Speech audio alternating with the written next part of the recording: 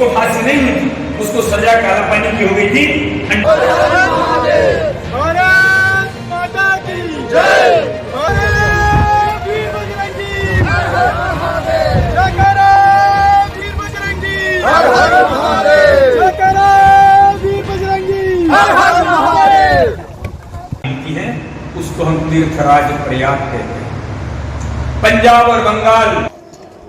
जय हिंद। आप देख रहे हैं बाहु एक्सप्रेस और मैं हूं आपके साथ राजेंद्र रैना। आप तस्वीरों में देख रहे हैं कि इस समय विश्व हिंदू परिषद और बजरंग दल के जो राष्ट्रीय संयोजक सोहन सिंह सोलंकी जो इस समय बाबा बूढ़ा अमरनाथ जी की जो आंशिक यात्रा को लेकर जम्मू कश्मीर में पहुंचे थे और इन्होंने बाबा बूढ़ा अमरनाथ चट्टानी के बाबा पुंछ जो पुलस ऋषि की जो पावन धरती थी वहां पर जो बाबा बूढ़ा अमरनाथ के दर्शन के उपरांत इस समय ये सारी की सारी टीम इस समय कालाकोट पहुंची है और कालाकोट के उपरांत इनका आगे का पड़ाव क्या रहेगा और यात्रा का अनुभव किस प्रकार का वो हमारे दर्शकों के साथ शेयर करेंगे। इसी पर बात करने के लिए हम इस समय बजरंग दल के राष्ट्रीय संयोजक सोहन सिंह सोलंकी से बात करना चाहेंगे। आप बताएंगे, आप बजरंग दल की आंशिक यात्रा लेकर जम्मू कश्मीर पहुंचे और बाबा बूढ़ा अमरनाथ जी के दर्शन भी आपने किए, किस प्रकार का यात्रा का अनुभव रहा और क्या संदेश देना चाहेंगे हमारे दर्शकों को?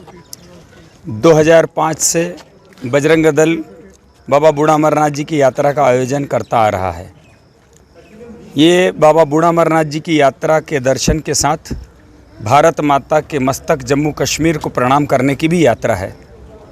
मैं इस क्षेत्र के रहने वाले सारे हिंदू बंधुओं को उनको प्रणाम करता हूँ, अभिनंदन करता हूँ कि पूरा भारत देश जब यात्रा में आता है, वे भाषा नहीं जानते होंगे, बोली नहीं जानते हैं, परिवेश अलग होता है, लेकिन सबकी भाषा, सबका मन केवल भारत माता की जय होता है और इसलिए सब यहाँ पर आते हैं। हम भी दर्शन करके आए हैं।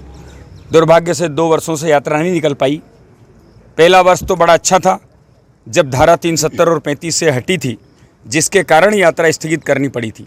मैं जम्मू कश्मीर के सारे समाज को अभिनंदन करता हूँ कि 370 और 35 से हटने के लिए 72 वर्षों तक जो प्रयास हुए वो प्रयास सफल हुए और 370 और 35 से जो जम्मू कश्मीर को भारत से अलग करती थी वो हटी। 2 साल हो गए। आज पूरा देश उसकी प्रसन्नता की अनुभूति कर रहा है। गत वर्ष कोरोना महामारी के कारण यात्रा नहीं निकल पाई, लेकिन इस वर्ष हम सब ने प्रमुख कार्यकर्ताओं ने विचार किया। आसपास के जो 4-5 प्रमुख राज्य है वहाँ के बजरंग दल के प्रमुख कार्यकर्ताओं के साथ हम आज दर्शन करके आए हैं। बाबा बूढ़ा अमरनाथ जी को प्रणाम करके आए हैं कि तीसरी लहर ना आए और अगर आए तो हम सब तैयारी से रहें और हमको वो उसका सामना करने का सामर्थ्य प्रदान करें। यहाँ से हम पहली बार कालाकोट आने का अवसर प्राप्त हुआ है। मार्ग भी हम देखने का प्रयास कर रहे हैं कि यहाँ का मार्ग कैसा है।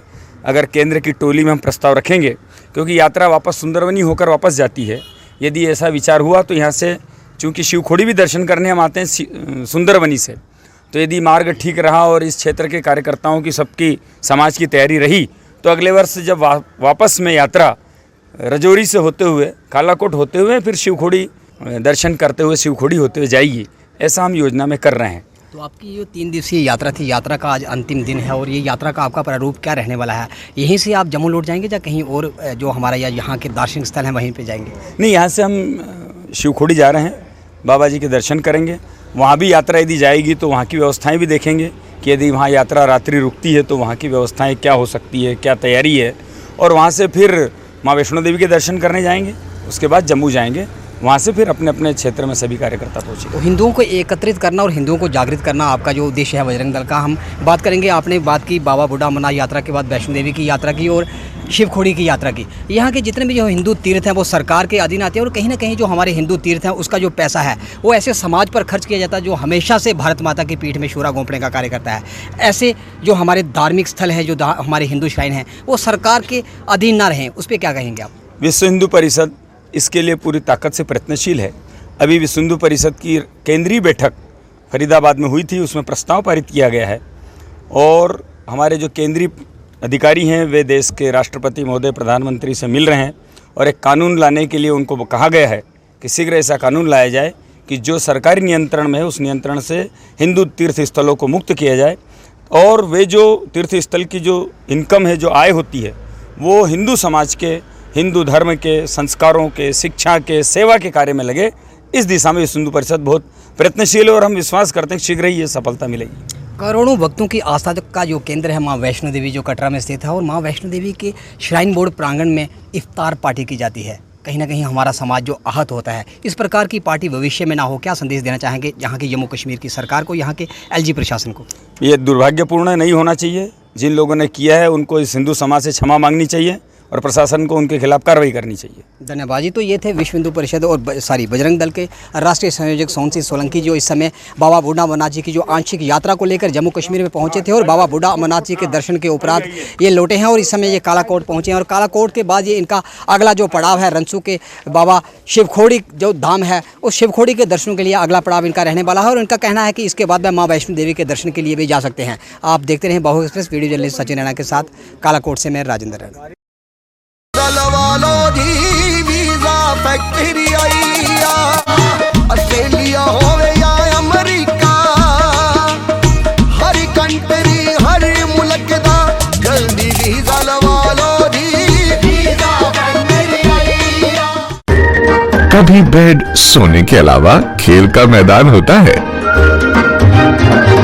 खाने की मेज पर खाने के अलावा अपनों का साथ होता है। इसीलिए तो हम कहते हैं कि एक मकान घर तब बनता है जब वो KS फर्नीचर से सजता है।